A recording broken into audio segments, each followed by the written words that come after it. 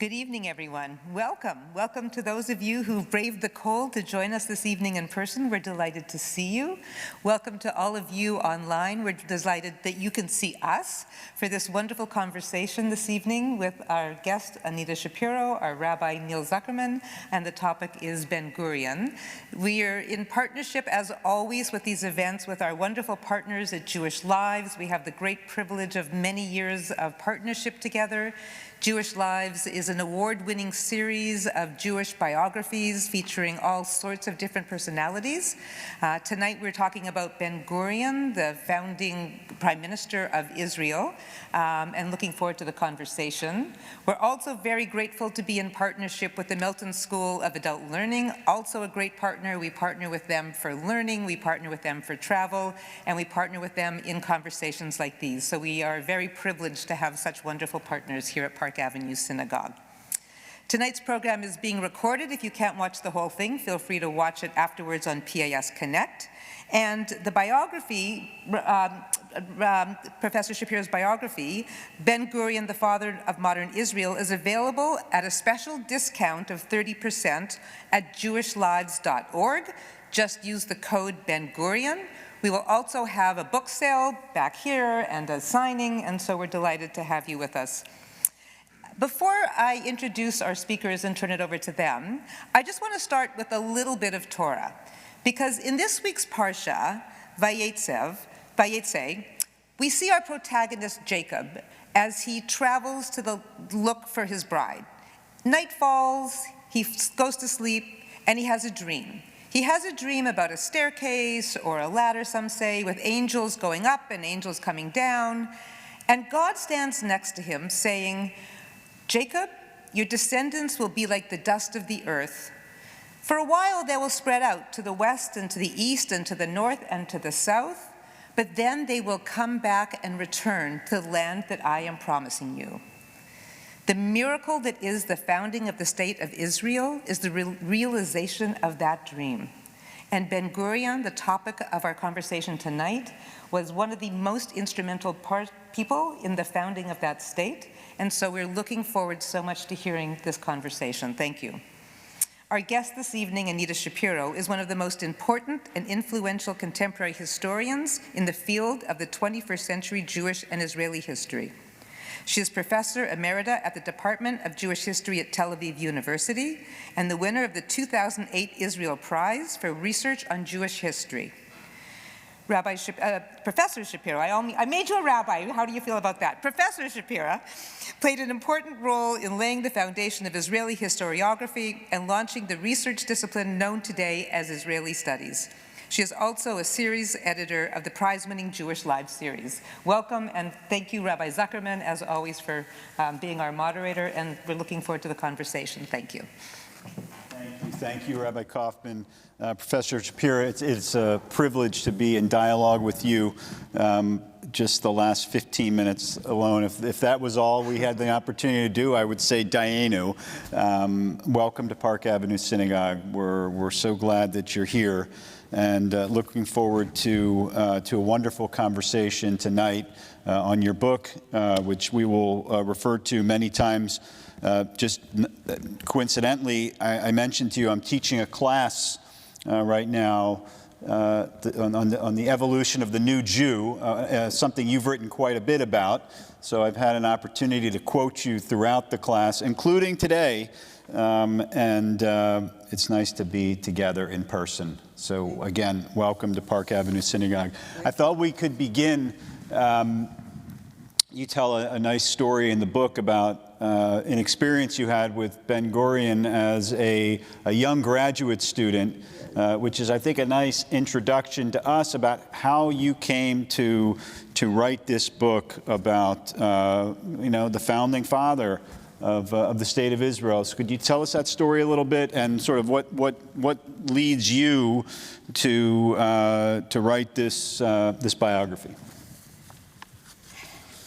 I was at the time 7 years old. I had a son around 2.5 years old, and I was doing my research on my MA thesis. And I was writing on a subject that Ben-Gurion was involved with, HaShomer and HaPoletzion, whatever. And I had a question. I don't remember which question I had, but I had a very crucial question that I wanted to ask Ben-Gurion. So what does a student do? I wrote a letter to Ben-Gurion, who was retired at the time and lived in the Negev in Sde Boker. And I wrote to him asking for an interview, stating what I was working on, and also quite chutzpahdik, asking him to accept me on Friday because my husband was not working on Fridays and he can take me with the child to Sde Boker. And lo and behold, 2 weeks later, I got a letter from Ben-Gurion, written by his hand, on a paper from a block that has the pages are marked with so that you know what each page is following the other, and with a copy paper in between, so he can keep the copy of that paper. And he accepted me, of course, for the interview, and he also agreed for me to come on Friday. We took the family. We had a small car called Fiat 600, if you know what it is, a very small car. We packed the child in the car, and we went south. We made a stop in Beersheba. It took us, I think, at least 4 hours, maybe even 5, to reach Sde Boker. And the child was roaming around in the fields, and I went to the famous hut. At the entrance to the hut, Paula Ben-Gurion was standing, and she asked me, "What do you want?" So I said, "I came to interview Mr. Ben-Gurion." So she said, "Come in, but don't tire him." Okay, I went inside. Ben-Gurion was charm itself, smiling, nice, open. He spread all his materials on the table, all his diaries, etc., etc. The interview took more than 2 hours. I was overwhelmed with his personality. And then we packed the child in the car and went back all the way to Tel Aviv, again stopping in Beersheba. So when we arrived in Tel Aviv, on the way I was telling my husband the story of our meeting, my meeting with Ben-Gurion. It was only when I arrived to Tel Aviv that I realized that he did not answer the question that I asked him. He was a great politician. So that's, I think as you said, that's I'm sorry, my iPad is linked to my phone for whatever reason, and I have something I want to use, but I think I shut the volume down. And that serves as a nice metaphor, I think, for the sort of complicated nature of Ben-Gurion, right? So, by the way, did you save that letter? Do you still have that letter? I think so. Okay. I think so. Okay. By the way, the copy was found among the papers of Ben-Gurion. Really? His correspondence with the young historian. Yes, right? exactly. So let's start with sort of diving into the book with a wonderful quote from Burl Katznelson that Ben-Gurion was history's gift to the Jewish people. Yes. And obviously, not obvious, for those who know, he was very close with Ben-Gurion. Ben-Gurion thought very highly of him. So let's start with this quote. What's that phrase trying to teach us? What do we learn from his quote? First of all, it means that Burl Katznelson, who was considered the most intelligent, the most sophisticated leader of labor Zionism, gave Ben-Gurion the pride of being more important than himself to Jewish history. Second, it means that maybe without Ben-Gurion, Jewish history would have been different. Now, please remember that Burl Katznelson died in 1944. He did not see the establishment of the Jewish state, but he foresaw Ben-Gurion's role in what is going to happen to the Jewish people within less than a decade. And this reflects the wisdom of Burl Katznelson and also the fact that people, some people, not many, understood even then that Ben-Gurion was going places. Now, Katznelson said what he said to younger guys, people that were members of a youth movement called Machanot HaOlim that did not appreciate Ben-Gurion.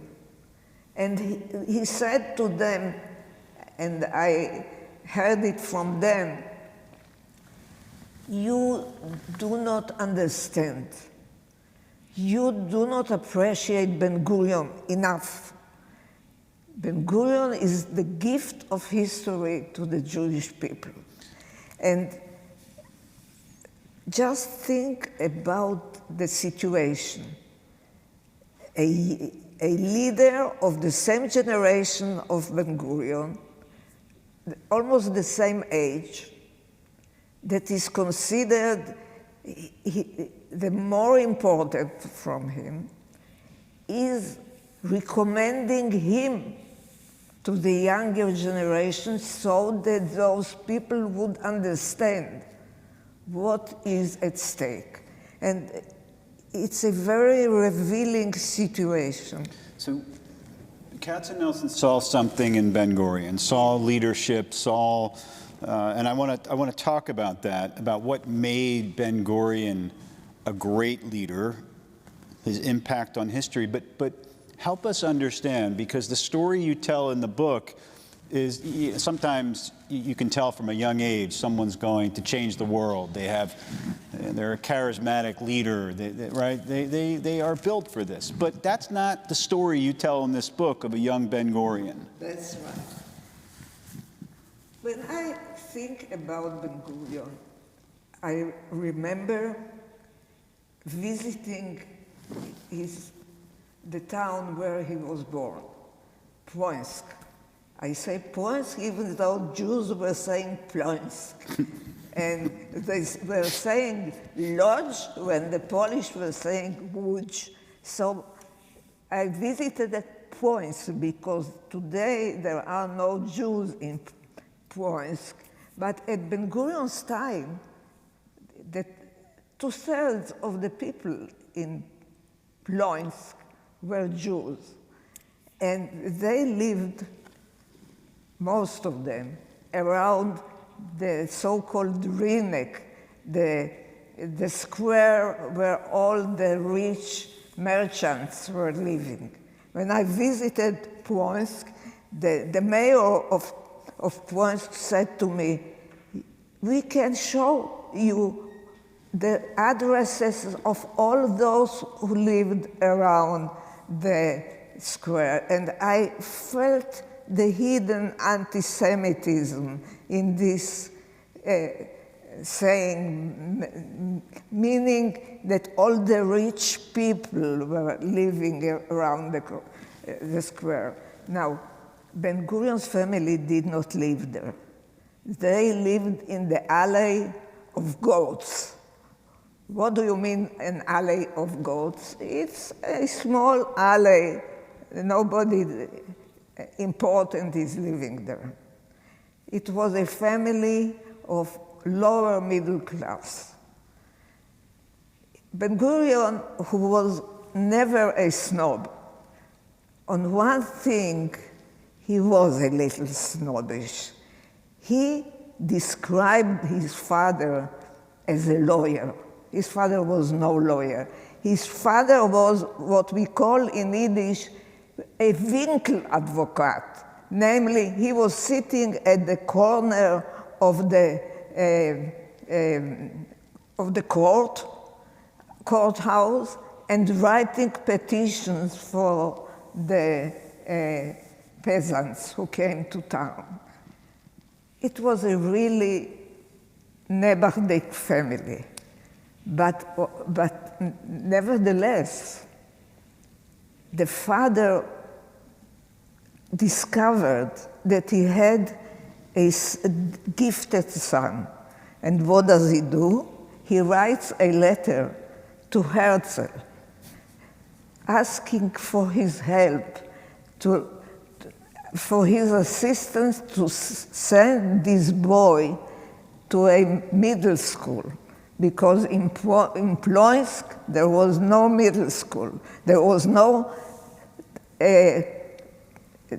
train station. This was a really backward place. When I compare the beginnings of, let's say, Herzl or Chaim Weizmann with those of Ben-Gurion, these two figures went to university, had a profession, a completely different world. Ben-Gurion, this boy, we don't know exactly what he did after he left the Talmud Torah. And he roamed around until he discovered politics. And he discovered politics in 1905 because at that moment there was the first Russian Revolution. And suddenly he felt a vocation. He suddenly felt that he belonged to something. He joined the party Politzion, which was a socialist Zionist party. And from that moment, he knew what he wanted to do. He went to Palestine in 1906 as a boy of 20 years old. He did not know almost anybody there. Maybe he followed his sweetheart that went on the same ship to Palestine. I don't know. But actually, if I want to look at his development, he started to show his promise after World War I, which means he was already in his 30s. And he did not make his mark until his 40s. Now, it reminds me the story about Julius Caesar, who came to the grave of Alexander the Great and cried because he, Caesar, was already 40 years old, and at that time, Alexander the Great was, at that age, was already dead after conquering half the world. So Ben-Gurion, it took him a lot of time to become a leader. First of the Jewish community in Palestine, or I would say even before that, of the Zionist socialists in Palestine, of what would be Mapai. This was the first decade of his leadership. The second decade was when he became leader of the Zionist organization, chairman of the Jewish Agency, and the third decade was the decade when he became the leader of the Jewish people and recognized by the world. But you have to understand that until 1948, the British saw him, I would say, as somebody of secondary importance. For them, only Chaim Weizmann was important. Now, this fact is reflected in the book of Who is Who. You know, there are books, Who is Who, that were published each year in England. On Chaim Weizmann, you had such a long entry. About Ben-Gurion, you had 3 or 4 lines about the leader of the workers, of Jewish workers in Palestine. This shows you that his emergence as a leader in the 40s and his acceptance, first by the Jewish people and then by the larger world, was very late. At that time, he was already called by the members of the Palmach or the Haganah, the old man, Hazaken. This was the title that he was given. But for the whole world, he was just a new arrival. So as I'm listening to you sort of trace the trajectory of his leadership, I'm thinking about the quote in your book, how Ben-Gurion had I think you say he had a great sense of the moment, right? He knew when to act. Yes. Right? And I think that's something that's you contrast him to Weizmann in that way. So talk to us about this trait of Ben-Gurion. A couple instances maybe, or even just one of when he knew this was the time to act. The first time that I think it was reflected very clearly was in the elections to the Zionist organization in 1933. At that time, the greatest Jewish community was in Poland, millions of Jews. They should vote to the Zionist organization, and they should be those who elect the Zionist executive. And Ben-Gurion understood that in order to lead the people, he needed to have the majority in the Zionist organization. And against the advice of all his colleagues, he decided that he's going to get the majority in those elections. There were 2 trends in ascendancy in Poland at that time. The left-wing Polei Zion, and the right wing, the revisionists. And the leader of the revisionists was the charismatic Zev Jabotinsky.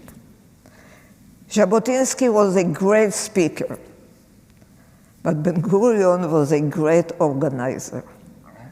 And he, at that moment, decided that he is going to conquer the millions of Jews in Poland. And how would he do that? He would organize the elections, I would say, like a general organizes a battle. He found new enthusiastic activists, not the old party leaders, young chalutzim that wanted to come to Palestine and needed the certificates. And they were fighting for Ben-Gurion, hoping that he would get for them the certificates. He was not a good speaker like Jabotinsky. Jabotinsky was a great orator. Ben-Gurion was a tedious orator, but he, as I said, was a great organizer. And he organized these young people in every village, in every shtetl. And he cajoled them, and he talked to them, and he demanded them to give reports every time. And he won the elections. This was what gave Mapai the leadership until 1977. So here we have the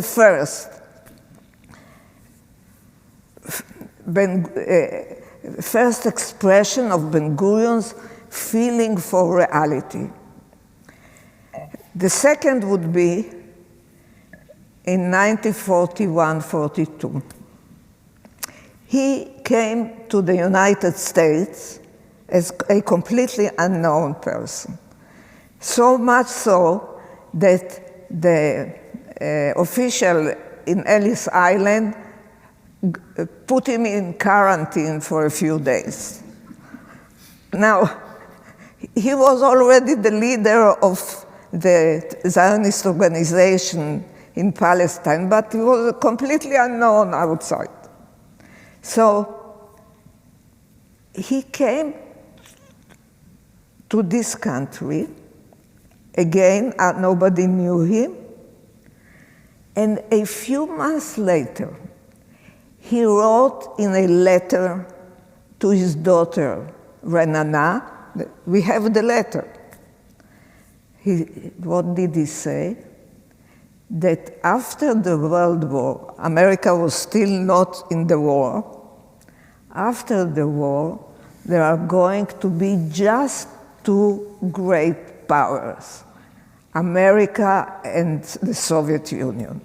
Now, stating such a statement at that time was something out of the ordinary. If you asked Chaim Weizmann, he would not dare to think in such directions. Here was Ben-Gurion understanding the historical process. What's more, he wanted to mobilize America for the Zionist cause. And he wrote exactly what should be done. America was maybe friendly, maybe not friendly to the Zionist cause.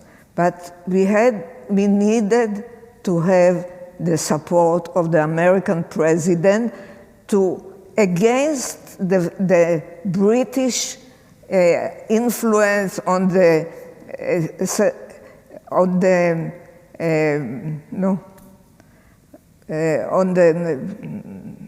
State Department, on the State Department.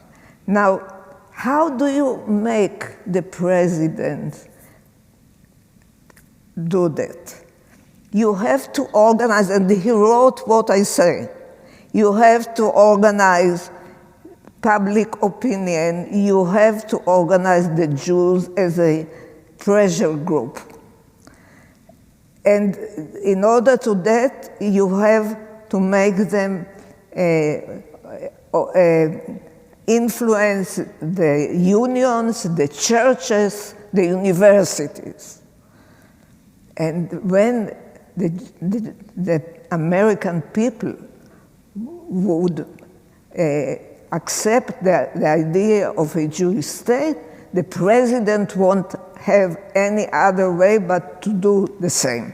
And this he did, this concept he developed in 1942. It did not work out so quickly. It took some years, but the ideas were already there. And I think that it's brilliant of a person that was not involved in American life to understand so deeply how a political movement is created in this country.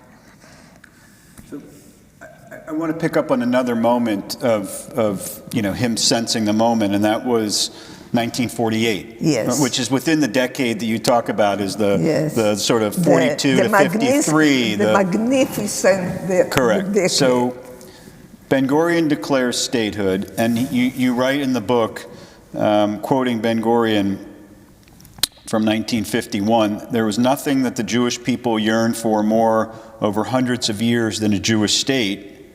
There was nothing the Jewish people were less qualified for than a Jewish state, right?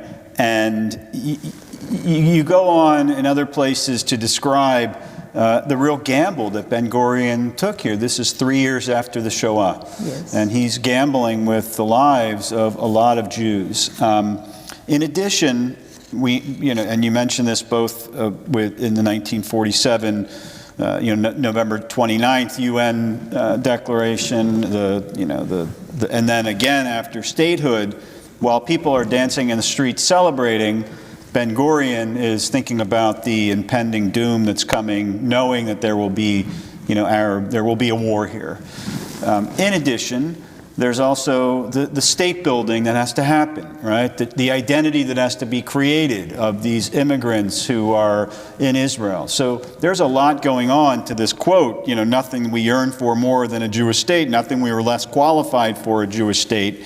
Can you talk about this moment in Ben-Gurion's career? An amazing moment of leadership, right? But, right, it's like, the most important day is after the day of declaration, yes, when you have to go vote and you have to build a state and you have to make the government run. Right? This is a force of nature that Ben-Gurion was to make this happen. Can you talk about this moment of 1948 and the several years after that, of the beginning of statehood? Ben-Gurion was a leader like some of the leaders that emerged in the period of the Second World War. People that were gifted to become leaders in times of crisis. Now, Ben-Gurion wrote in a letter to Paula about Churchill. He said, I don't believe that leaders make history. History is made by multitudes. But sometimes, in a crucial moment, a courageous, wise, and willing to take risks leader makes the difference between victory and defeat. Now, he was talking about Churchill, but the same is true about him. Ben-Gurion was a master of calculated risks. Now, just imagine the situation in 48, when on the eve of Declaration of Independence, this group of Jews that were the provisionary government, they did not know, they never had experience with such a decision. They hear from the future foreign minister, Moshe Sharet, that came back from the United States, that he talked with the Secretary of State, George Marshall, a great military leader, that told him, don't listen to young generals. You are going to be beaten by the Arabs, and we are not going to save you. Postpone the creation of the state for a few months. At the same time, Golda Meir comes back from a visit to Abdallah in Transjordan, and the conclusion of her visit is that he's going to join the Arab states that are going to invade the country. The military leaders are asked for their assessment of the situation. Are we going to win or are we going to lose? And they answer 50-50%. And now this group of people, unexperienced, and believe me, with no special intelligence, are to decide whether to declare or not to declare independence. On the radio, they hear about the last messages from the Etzion bloc that was overrun by the Arabs, and the defenders, most of them were killed. Now, what are you to do? If you were a provisionary minister, what would you decide? In this situation, Ben-Gurion had to make them decide to declare independence, because there is no such thing as a vacuum. The British are going to evacuate the country, and there is no way that we can lose this moment, this historic opportunity. And after many hours of debate, the decision falls to declare independence. The decision is taken by one vote. I once gave a talk about it in London, and the moderator asked me, what would Ben-Gurion do had the decision gone to the other side?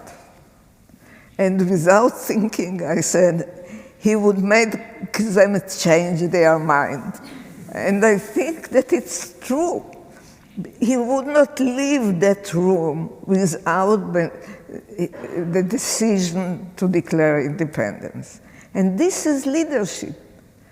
Leadership that appears in crucial moments. Now, Ben-Gurion was not all the time the great leader. I think that he was very good in crucial moments. He was exceptional in times of crisis. After the times of crisis, I would say after 53, 54, after the great wave of immigration. And after the first American loan and the beginning of the discussions about reparations with Germany, Ben-Gurion felt that the moment of crisis has passed, and that's why he could go to Sde-Boker. He retires, basically, yes. in 1953. Yes, but he came back. Right. Now, this is to show that even he understood that running the country, making a people out of those multitudes of immigrants that came from 20 countries and spoke 10 languages and represented at least 5 cultures. He didn't know what to do with that. And I think this was his tragedy, because winning a war, establishing a state, and even establishing the framework of this state was not the same thing as educating the people to become a people. And this was something that cannot be done in one generation, and it was not something for a person so driven to action as Ben-Gurion. Well, in some ways, it's a very Jewish approach to time of, I've done my share, I have a larger vision of time, and not just in the moment, but knowing that there will be generations, people to pick up the sacred work of actually implementing the vision that he spent his life formulating. But he came back. He did come back. You know, this raises the question, which I like very much. When should a leader retire? It's a good question. Ben-Gurion retired the first time in '53.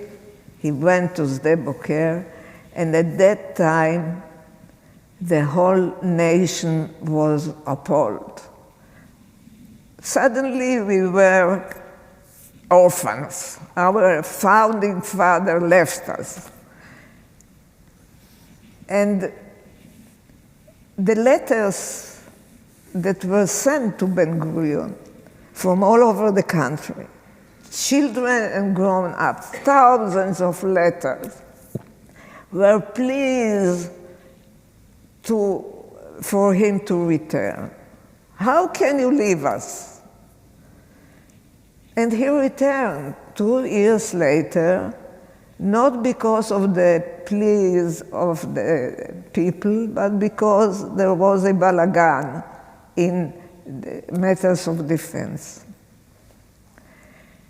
Was he right to come back? Well, after that, we had the Sinai campaign that, even though some people think that it was a mistake, it gave Israel the 10 most important years of peace and quiet that enabled creating a people out of this multitude. This was one thing. You know, when the elections were held in '59, Ben-Gurion got the biggest support ever. Mapai got 49 mandates for the Knesset. And then came the Eichmann trial. Ben-Gurion standing in the Knesset and announcing the capture of Eichmann. This was something that was so moving. Now, had he retired then, this would have been beautiful.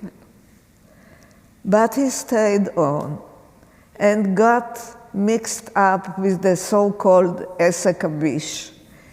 And he fought with all his comrades. And when he eventually retired in '63, there was a feeling that, yes, it's enough. It's time for him to retire. So when should a leader retire? I ask this all the time, and not just with leaders, but you see professional athletes who stay on just a little bit too long, or they retire and they don't know what to do with themselves. And professors. The wisdom grows, right? But you know, that Eichmann moment, you're right, would have been a good mic drop, walk off the stage moment, and because in a way, I see that moment as crystallizing everything that the new Jew and the state of Israel represents. And, I agree. And he just couldn't walk away. So I want to, because are we here till 10 tonight, or what time are we going till? Because I've got a lot to talk about. But I do want to ask, because you can't really speak about the beginnings of the state without talking about Ben-Gurion and his relationship with the Palestinian Arabs there. So just talk, and then maybe we'll take a couple audience questions after that, and then I'll sort of bring us back and wrap things up. But can you talk about Ben-Gurion in relation to the Arabs? And because I know that there was a shift there, right, in his feelings. When he came to Palestine, he believed, first of all, like Ber-Borochov, that the Jews and the Arabs are actually brothers, because the Arabs are Jews that converted to Islam. And this was a very accepted view among Poalei Zion. But even then, he had no illusions that he has to create, to be a defender of Jewish lives, Jewish property, etc., etc. Then, when he came back from the United States in 1921, he was one of the developers of the theory that the way to treat the Arabs is like brothers, the simple Arabs, the peasants, the poor people. Socialism would solve their problems, and we and the workers, the Arab workers, both stem from the same soil, and our roots join together in the soil. This is a quote from his book, Anachnu Shcheneinu, We and Our Neighbors. And this view was the result of, I would say, the attempts to neglect the vision of the emergence of Arab nationalism, because socialists cannot be in clash with a national movement. No, we are not in clash with the national movement. This is not a national movement. These are just capitalist effendis that exploit the poor peasants, and we are going to organize them, and this would be the future. But in 1929, after the riots then, that were more serious than previous riots, he stated at the meeting of Mapai, and this was a great revelation. He said, "This is a national movement. It does not have the attributes of national movements in Europe. Namely, it does not have the cultural background, but it concentrates multitudes of people. And in this sense, this is a national movement with very acute understanding of Arab nationalism. Now, how are you a Zionist in a land where you at that time are about 15%, and you continue to grow your children there and to hope for the best? You believe that you can reach an agreement with the Arabs. How do you reach the agreement? You can either propose division of power or division of territory. So at the beginning, he suggested the division of power. We would reach this or that schedule of, not partition, of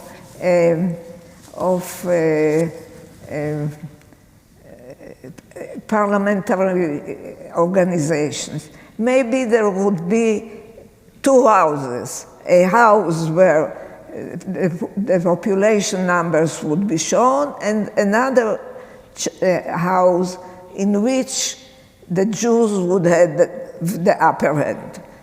Some kind of schedule like that. And when he became chairman of the Zionist organization, he for 2 years tried to reach agreement with Arab leaders. He believed, and still was a bit naive, that if he was honest and sincere and would tell the Arabs the truth that yes, we want a Jewish majority in this country, but we would give you this and this and this, and we will bring you the beauties of advancement and prosperity, etc., etc.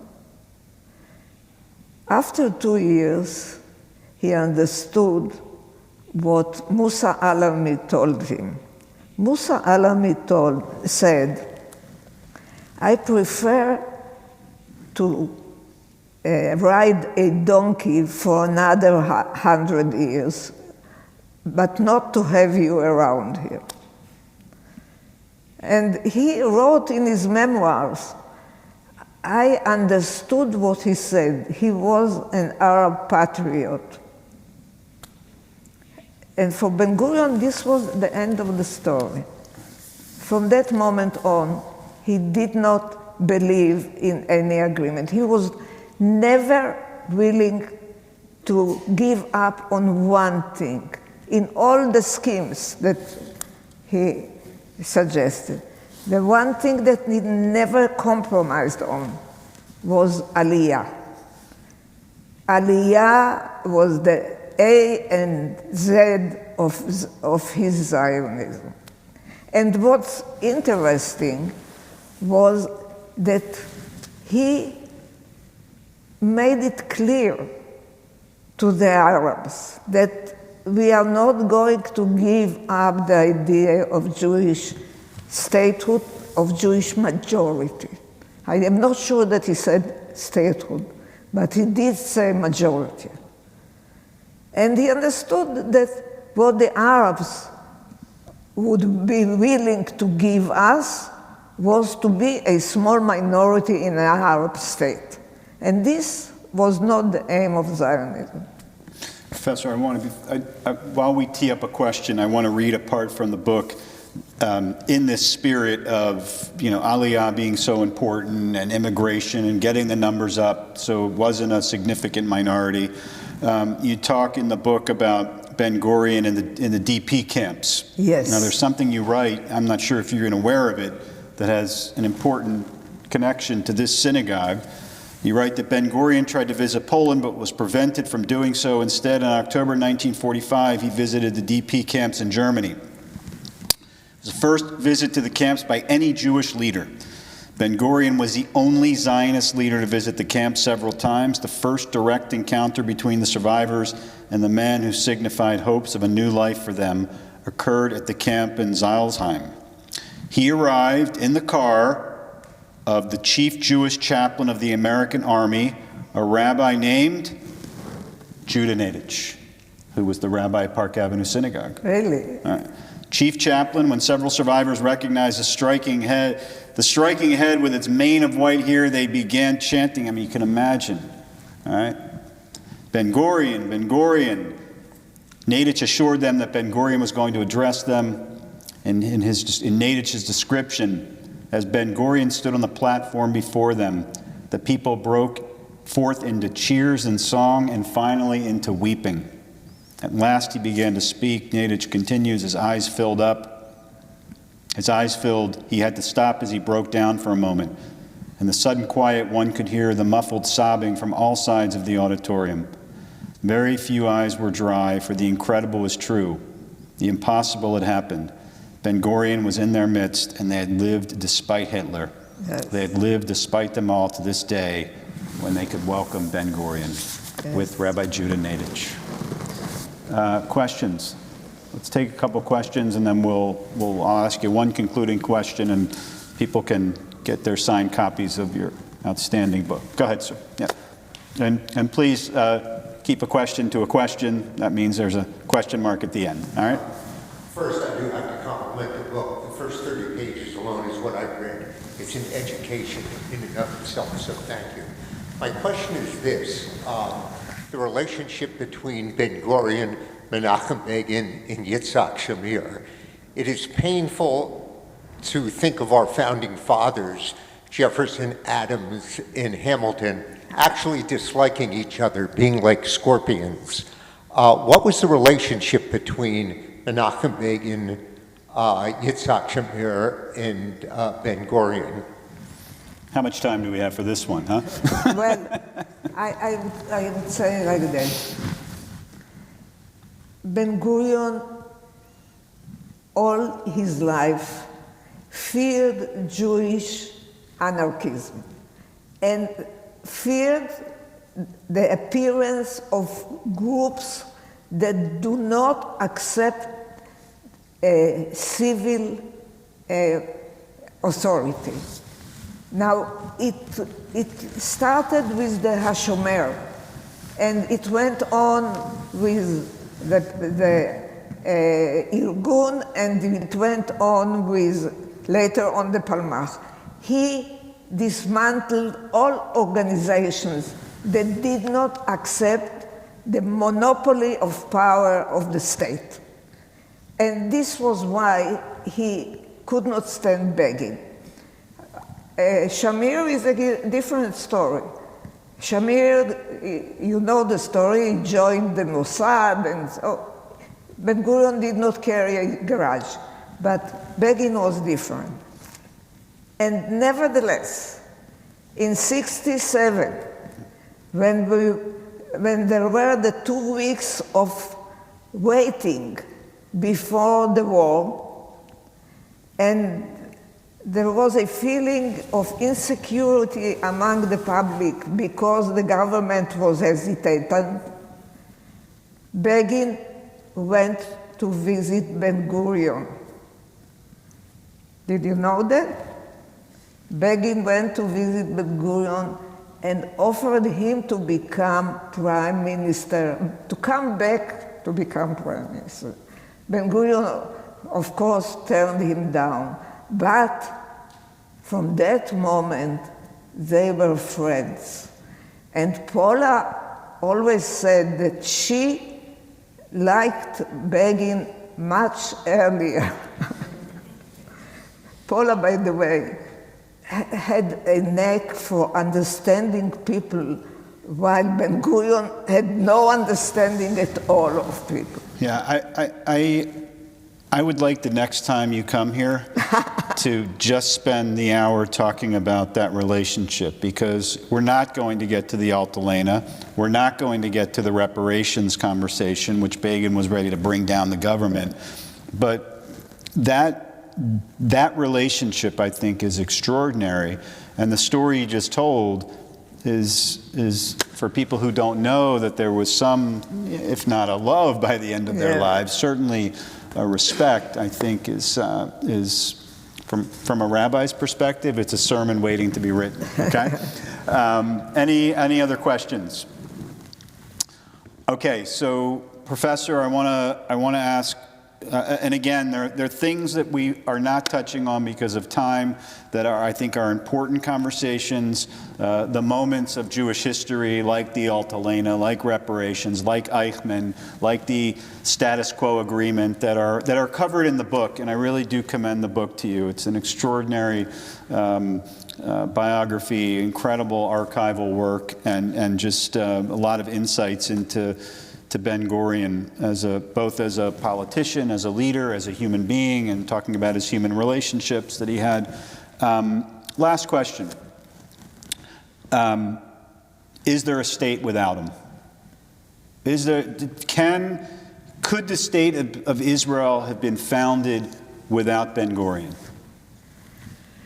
This is a good question.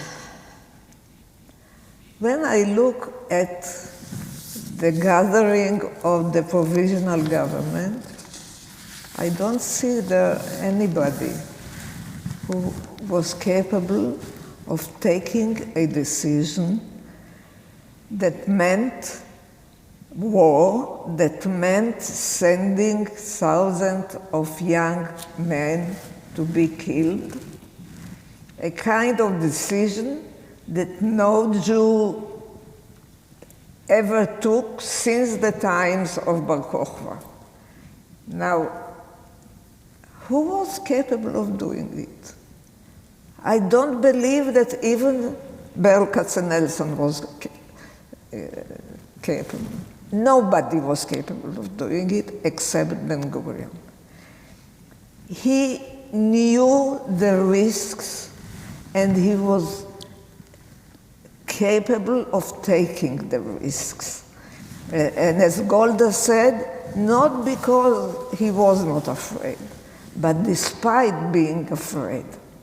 And this is a great leadership, because this is going against the grain of your instincts, your fear. You are doing the right thing because it is the right thing. I'll add to that your words at the end of this book. At the critical moment in a delivery, the role of the midwife is decisive. This was Ben-Gurion's role. One can always play the game of what would have happened if. Perhaps the state of Israel would not have been established if not for Ben-Gurion. Perhaps those who proposed postponing the decision or giving up on the idea of a Jewish nation state and establishing a binational state were right. These are hypothetical possibilities that will remain in the sphere of intellectual speculation. The determining factor was Ben-Gurion's presence at the helm at the decisive moment. He was the one who brought the Zionist dream to fruition. It's a great paragraph. Thank you. Professor, I want to thank you both personally. Just a great privilege for me to sit with you and talk Zionist history and the presence of a great historian.